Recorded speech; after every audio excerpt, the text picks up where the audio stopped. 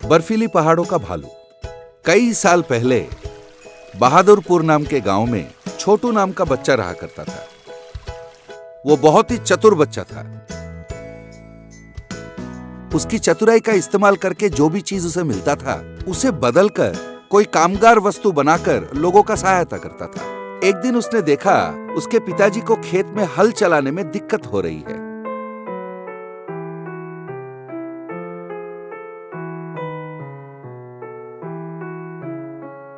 ये देखकर उसे एक उपाय सूझा। उस दिन शाम को उसने उस हल को एक बाइक से बांधा। फिर उसने अपने पिताजी को उस हल पे खड़ा करके पूरी खेत जोत दी।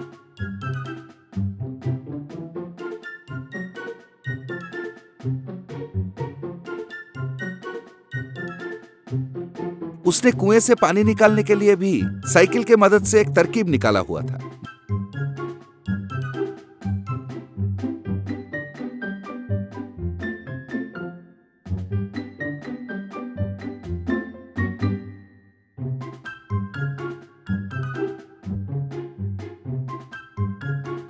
बैलगाड़ियों पे वो बस के टायर्स लगाता था।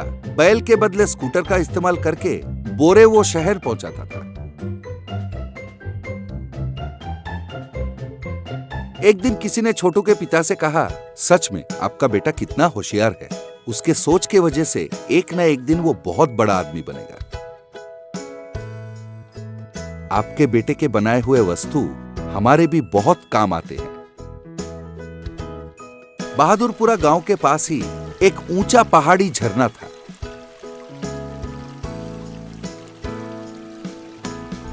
लोगों का सोचना था कि उस झरने के ऊपर की पहाड़ियों में भूत प्रेत रहा करते हैं, इसलिए वहां जाने का साहस किसी ने नहीं किया। उस झरने के ऊपरी बर्फीली पहाड़ों में एक भालू और उसका परिवार रहा करते थे। भालू का बच्चे का नाम लकी था। एक दिन मादा भालू ने बच्चे से कहा,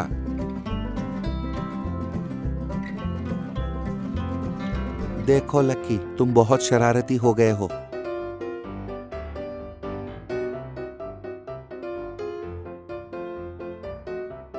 तुमसे कितनी बार कहा है झरने के पास मत जाओ। वहां से अगर तुम फिसल गए ना तो नीचे इंसानों के बीच जा गिरोगे। वैसे इंसान बहुत अच्छे नहीं होते। पर एक दिन लकी उस झरने के पास पहुंच ही गया। वहां वो मछली पकड़ने की कोशिश कर रहा था। उसका पैर फिसला और वो झरने में गिर गया। फिर झरने के पानी में बहते हुए फिसलते हुए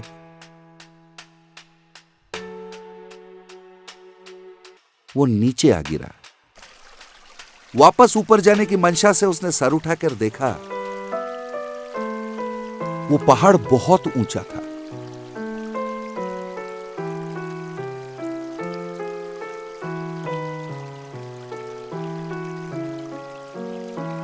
बाप रे, अब मैं क्या करूं? माँ की बात मैंने नहीं मानी और मेरी ये हालत हो गई।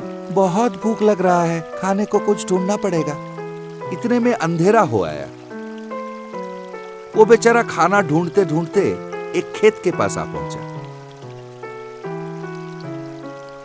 दूर से एक किसान जा रहा था। उसने उसे देखा। धीमी अंधेरे में उसे ठीक से दिखा नहीं। उसने सोचा भूत है और वहां से भाग गया। सफेद भूत आ गया रे बाबा, सफेद भूत, भागो रे सफेद भूत। वो डर के चिल्लाते हुए भाग रहा था। छोटू अपने खेत में खटिये पे सोकर पहरेदारी कर रहा था। उसने किसान को देखा। इतने में लक्की उसके पास पहुंच गया। उसे देखकर छोटू आश्चर्यचकित हो गया। लक्की ने अपनी पूरी कहानी छोटू को सुनाई।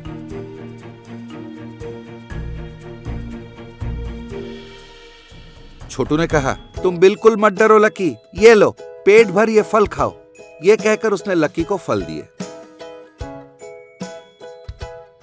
लक्की ने फटाफट फल खा लिया। इतने में गांव वाले हाथ में लाठियां लिए दौड़ के उस तरफ आ रहे थे। सब जोर जोर से चिल्ला रहे थे। छोटू ने कहा, लक्की जल्दी जाओ और उस पेड़ के पीछे छुप जाओ, जब तक मैं ना बुलाऊं मत आना, जल्दी करो। लक्की जाकर पेड़ के पीछे छुप गया। दौड़ते हुए आते हुए गांव वालों को छोटू ने रोका। उसने कहा, रामू काका जी सफेद भूत के बारे में बात कर रहे थे, मैंने भी देखा है, आप उसे ढूंढ रहे हो? एक गांव वाले ने कहा, हाँ हाँ, कहाँ है वो भूत, कहाँ है? छोटू ने कहा, आप किस दुनिया में रहते हो? आज के जमाने में भूत प्रेत किसी ने कुछ कह दिया और आपने मान लिया, थोड़ा सोचिए तो सही। अरे रामू काका ने एक सफेद भालू के बच्चे को देखा था, उसका नाम लकी है, बेचारा झरने पे से फिसल के गिरा। मैंने उससे बातचीत भी किया है। जैसे आप सोचते हो झरने के पहाड़ियों में कोई भूत प्रेत नहीं रहता, वहाँ भी हमारे जैसे जीव जंतु रहते हैं। लकी जरा बाहर तो आओ। तब लक्की डरते डरते पेड़ के पीछे से बाहर आया। उसे देखकर सारे लोग अवाक हो गए। एक गांव वाले ने पूछा, अब लक्की को वापस उसके घर कैसे भेजा जाएगा? छोटू ने कहा, अगर आप सब साथ दोगे तो मेरे पास एक तरकीब है, बताऊं? दूसरे दिन सारे गांव वालों ने मिलकर बड़े बड़े गुब्बारे फुलाए।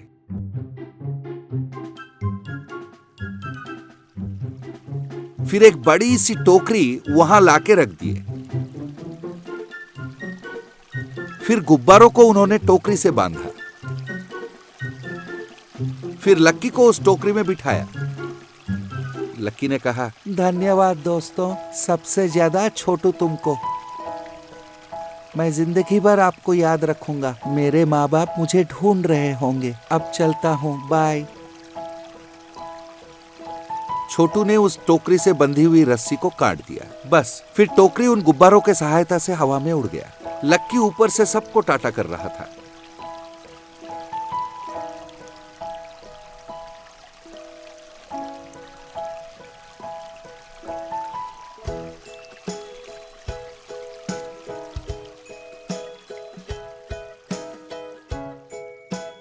फिर लक्की अपने माता पिता के पास पहुंच गया और खुशी खुशी रहने लगा।